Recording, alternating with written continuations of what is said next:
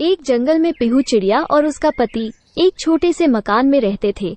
उनका गुजारा बहुत ही मुश्किल से होता था। कभी उन्हें खाना मिलता था तो कभी नहीं मिलता था। कभी वह भूखे पेट ही सो जाया करते थे। सुनो जी, घर में कुछ भी खाने को नहीं है, मैं क्या बनाऊं? कल भी हमने कुछ नहीं खाया था। अब आप बाहर जाकर काम देखिए, अगर काम मिला तो राशन का थोड़ा सामान ले आइए। ठीक है पीहू, मैं काम को जाता हूँ। अगर काम मिल गया तो शाम को मैं जरूर कुछ सामान लेकर आऊंगा। फिर टुनी चिड़ा काम की तलाश में घर से निकल जाता है। टुनी, तुम कहाँ जा रहे हो? कालू भाई, मैं काम की तलाश में जा रहा था। अगर तुम्हारी नजर में कोई काम हो तो मुझे बता दो, तुम्हारी बहुत मेहरबानी होगी। हम दोनों पति पत्नी कल से भूखे हैं, घर में खाने को कुछ भी नहीं है। अगर आज काम मिल जाए तो कुछ सामान घर पर लेकर जाऊंगा। अच्छा चलो ठीक है, आज तुम मेरे साथ मेरे काम की जगह पर चलो, वहाँ पर मेरे मालिक से बात करके देखते हैं। ये तू किसे लेकर आया है? ये कौन है? मालिक, ये मेरा दोस्त है। अगर आपके पास कोई काम है तो इसे दे दीजिए, ये काम की तलाश में है। अच्छा ठीक है, बताओ तुम मजदूरी का काम कर लोगे?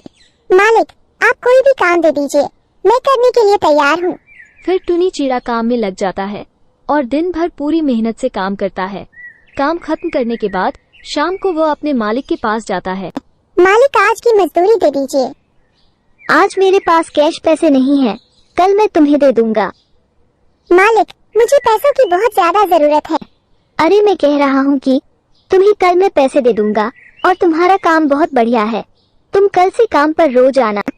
ठीक है मालिक। फिर टुनी खाली हाथ ही घर को लौटता है। टुनी, क्या तुम्हें आज भी काम नहीं मिला? नहीं पीहू, आज मुझे काम मिल गया था, पर मालिक के पास कैश पैसे नहीं थे, इसलिए वो मुझे कल देंगे और मुझे काम तो मिल ही गया है। चलो ठीक है टुनी, कम से कम काम तो मिला। अब कल आप जरूर राशन ले आना, क्योंकि अब हमारे घर में कुछ भी नहीं है। आज भी हमें भूखे ही सोना पड़ेगा। इधर कालू कौवा भी अपने घर को जाता है। कालू, क्या तुमने उस चिड़िया के पति को काम पर लगाया है? हाँ, वो भटक रहा था काम की तलाश में, तो मैंने उसे काम पर लगवा दिया। कालू, तुम अपने मालिक से और पैसे बढ़ाने के लिए क्यों नहीं कहते? हमारा इतने पैसों में गुजारा नहीं होगा। गौरी, मैंने बहुत बार बोला है, पर मालिक पैसे ही नहीं बढ़ाते हैं, तो मैं क्या करूं? कालू, मुझे एक तरकीब सोची है, तुम ऐसा करोगे तो हमारे पास बहुत पैसे हो जाएंगे। फिर गौरी कालू को एक तरकीब बताती है। फिर कालू कौवा अपने काम वाली जगह पर जाता है और वहाँ से कुछ ईंटों को गायब कर देता है और उसे ले जाकर बाजार में बेच देता है, जिससे उसे काफी अच्छी रकम मिलती है और वह लेकर उसे घर को वापस आ जाता है। अरे वाह गौरी, तुमने तो बहुत अच्छा उपाय दिया। देखो कालू, अगर कल मालिक को पता चला तो तुम सारा इल्जाम उस टुनी चिड़े पर लगा देना। फिर अगले दिन सुबह टुनी चिड़ा अपने काम को निकलता है और इधर कालू कौवा भी अपने काम को निकल जाता है। मालिक, हमारे कुछ ईंट चोरी हो गई हैं। मैंने कल ही इन्हें यहाँ पर रखवाया था, पर वो आज नहीं है, लगता है किसी ने चोरी कर ली है। तुम जाकर सभी लोगों को बुलाकर लाओ। तुम में से किसी ने वहाँ की पड़ी ईंटों को चोरी किया है तो चुपचाप से बता दो, नहीं तो मैं अभी पुलिस को बुलाऊंगा।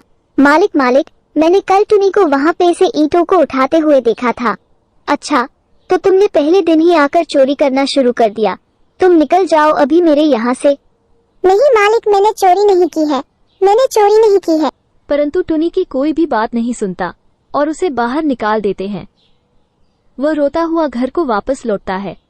पीहू को वह अपनी सारी बात बताता है। टुनी, अब क्या होगा हमारा?